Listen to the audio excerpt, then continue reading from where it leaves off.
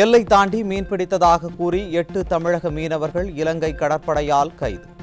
தமிழக மீனவர்கள் இந்திய நாட்டு குடிமக்கள் என்பதை மறந்து கைதை தடுக்காமல் வேடிக்கை பார்க்கும் மிஸ்டர் 56 இன்ச் அரசு.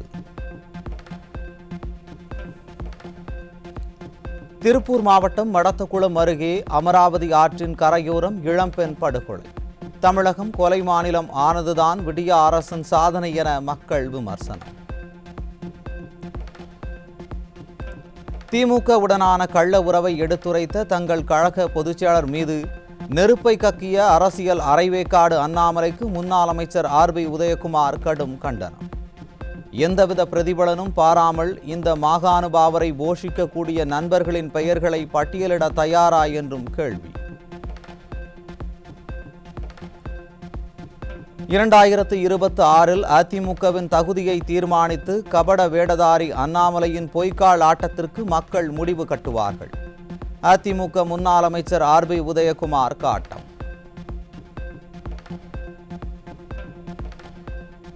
பதவி வெறி மற்றும் பதவி மோகத்தினால் சித்தம் கலங்கி சித்தபிரமை பிடித்தது போல் பாஜகவைச் சேர்ந்த அண்ணாமலை பேசுகிறார். அண்ணாமலை சிறந்த மனநல மருத்துவரை சந்தித்து பரிசோதித்துக் கொள்ள வேண்டும் என அதிமுக முன்னாள் அமைச்சர் ஆர்பி உதயகுமார் வலியுறுத்தல்.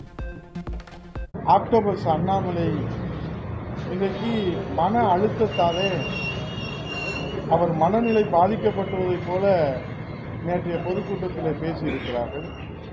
ஒரு சிறந்த மனநல மருத்துவரை உடனடியாக அவர் சென்று ஆக்டோபஸ் அண்ணாமலை பரிசோதித்துக் கொள்வது மிகவும் நல்லது. ஏனால் அவருடைய வார்த்தையினுடைய வெளிப்பாடு பைத்தியக்காரத்தனத்தினுடைய மனநிலை கலங்கிய சித்தம் கலங்கியது என்று கிராமத்தில் சொல்வாங்க. சித்தம் கலங்கியவர்கள் பேசுவது அவர்களுக்கும் தெரியாது, மற்றவர்களுக்கும் புரியாது, ஆதாரமும் இருக்காது, அடிப்படையும் இருக்காது. ஆகவே பதவி வெறி, அதிகார வெறி, அதிகார மோகத்தாலே, பதவி மோகத்தாலே, மன அழுத்தத்தாலே மனநலம் கலங்கி சித்தம் கலங்கி சித்தப்பிரமை பிடித்தவர் போல அவர் பேசி வருவது தமிழ்நாட்டு மக்களுக்கு எந்த விதமான பிரயோஜனமும் இல்லை. கழக பொதுச் செயலாளர் குறித்து பேச பாஜக அண்ணாமலைக்கு எந்த தகுதியும் இல்லை என அதிமுக துணை பொதுச் செயலாளர் KP முனுசாமி காட்டம். தலைமை பொறுப்பு கையை விட்டு போகிறது என்பதால் அண்ணாமலை ஏதாவது பேசி வருவதாகவும் விமர்சனம். ஒரு தற்குறி எப்படி பேசுவாரோ அதுபோலத்தான் அவருடைய ஒவ்வொரு கருத்தும் இருக்கிறது. முன்னுக்கு பின் முரணாக இருந்து கொண்டிருக்கிறது.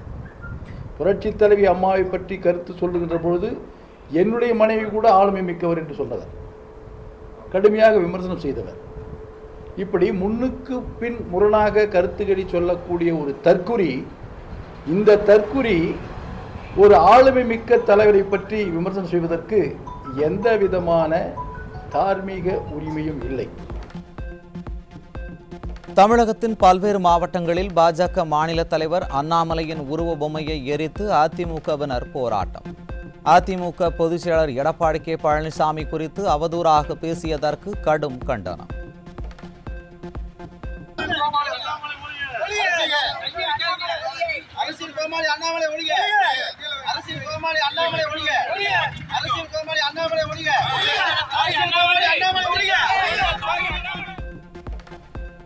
குஜராத் மாநிலம் அகமதாபாத் வைஷ்ணவ தேவி சுரங்கப்பாதையில் ஆங்காங்கே அருவி போல் கசிந்த மழைநீர். ஆன்மீகம் தெய்வீகம் என கூறியவர்களின் 30 வருட ஆட்சியின் சுயரூபம் வெளுத்து வரும் அவலம்.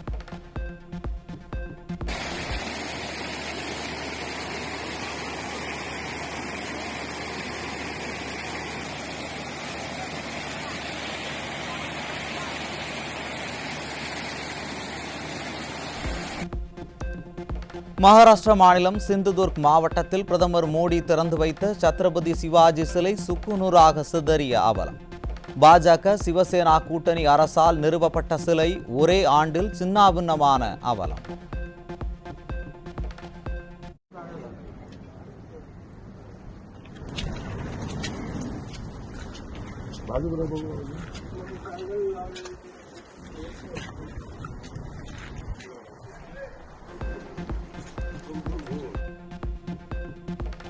சென்னையில் வெங்காயம் விலை தொடர்ந்து கணிசமாக உயர்ந்ததால் இல்லத்தரசிகள் கவலை.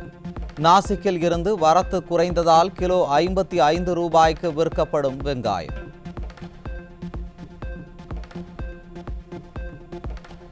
சென்னையில் நடைபெறவுள்ள ஃபார்முலா கார் பந்தயத்துக்காக ஓமந்தூரார் சிறப்பு மருத்துவமனையின் நுழைவு வாயில் மூடப்பட்டு குறுகலான பாதையாக மாற்றம். மருத்துவமனைக்கு சிகிச்சைக்காக வரும் நோயாளிகள் கடும் அவதி. இந்த இடத்துல அரசாங்கம் நடத்தக்கூடிய ஒரு விசேஷத்துக்கு விழாவிற்காக இது கார் பந்தயத்திற்காக தடை பண்ணியிருக்கிறது ரொம்ப வருத்தக்கூடிய ஒரு செயல். ஏனென்றால் அவசர சிகிச்சை பிரிவுக்காக தான் இங்கே ட்ரீட்மெண்ட்டுக்காக தான் இங்கே வராங்க. வரக்கூடிய நபர்களுக்கு இடையூறாக இருப்பது ரொம்ப வருத்தத்தக்க ஒரு செய்தியாக இருக்குது. ஸோ இப்போ நான் வரும்போதே கொஞ்சம் டிஃபிகல்ட்டாக தான் இருந்தது. அங்கேருந்து ரோடு கிராஸ் பண்ணும்போது இங்கே உள்ளே போகிறதுக்கு அப்புறம் நான் இன்னொன்று பார்த்தேன், ஆம்புலன்ஸ் வரும்போது அவங்களே சிரமப்பட்டாங்க. ஸோ அவருக்கு ரூட் பண்ணுறது கூட யாரும் இங்கே கரெக்டாக இல்லை. திண்டுக்கல் மாவட்டம் நத்தம் அருகே குடியிருப்பு பகுதியில் சிதறி கிடந்த 20க்கும் மேற்பட்ட நாட்டு வெடிகுண்டுகளால் பரபரப்பு. விடிய ஆட்சியில் வெடிகுண்டு கலாச்சாரம் தலை தூக்கி பலரும் படுகொலை செய்யப்படும் கொடூரம்.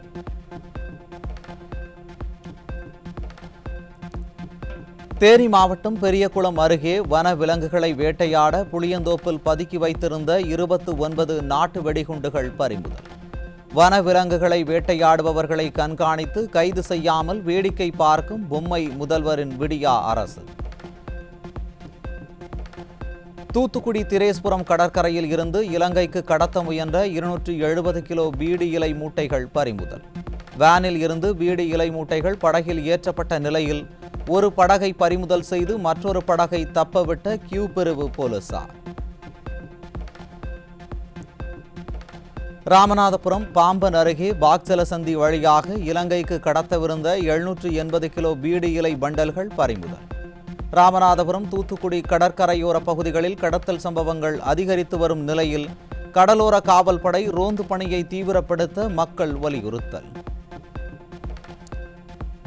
விழுப்புரம் அருகே பேருந்து நிறுத்தத்தில் நின்று கொண்டிருந்த அரசு பேருந்தின் பின்னால் மற்றொரு அரசு பேருந்து மோதிய விபத்தில் 21 பயணிகள் காயம். விடிய ஆட்சியில் போதிய பராமரிப்பில்லாததால் ஓட்டுநரின் கட்டுப்பாட்டை இழந்து அரசு பேருந்து விபத்தில் சிக்கும் அவலம்.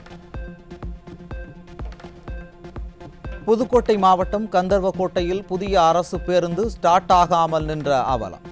வாயால் வடை சுடும் போக்குவரத்து அமைச்சர் சிவசங்கரை வசைபாடிக்கொண்டே அரசு பேருந்தை தள்ளிய பயணிகள்.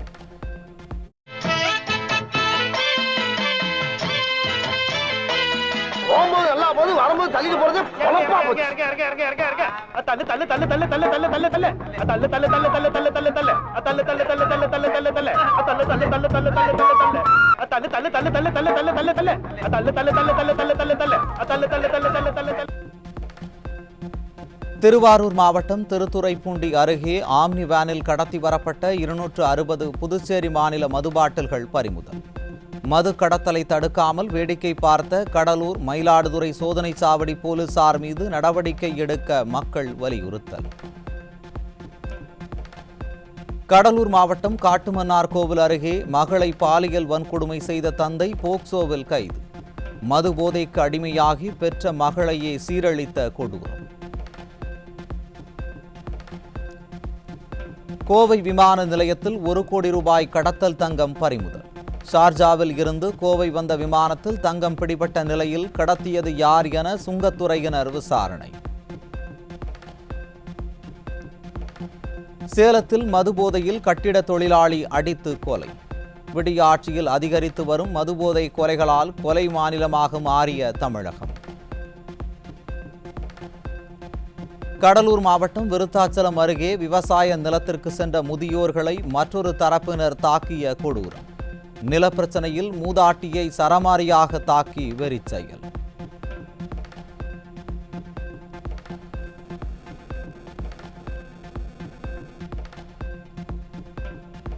பைடன் அரசுடன் இணைந்து கொரோனா தொற்று பற்றிய தகவல்களை மறைத்ததாக மார்க் ஜக்கர்பர்க் அதிர்ச்சி தகவல். அதற்காக வருத்தம் தெரிவித்துக் கொள்வதாக ஜக்கர்பர்க் தெரிவித்ததால் பலத்த சர்ச்சை.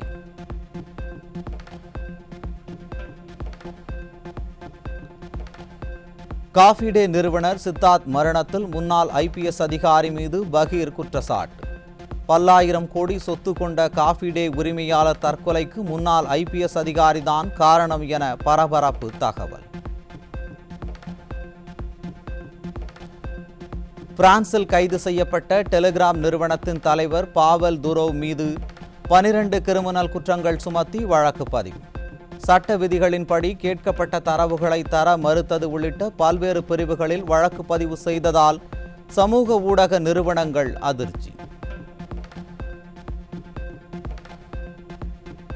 நகைச்சுவை நடிகர் பிஜிலி ரமேஷ் உடல்நலக் குறைவால் காலமானார். நட்பே துணை படத்தில் அறிமுகமாகி பொன்மகள் வந்தால் ஆடை படங்களில் நடித்த பிஜிலி ரமேஷ் மதுவுக்கு அடிமையாகி உடல்நலக் குறைவால் மரணம்.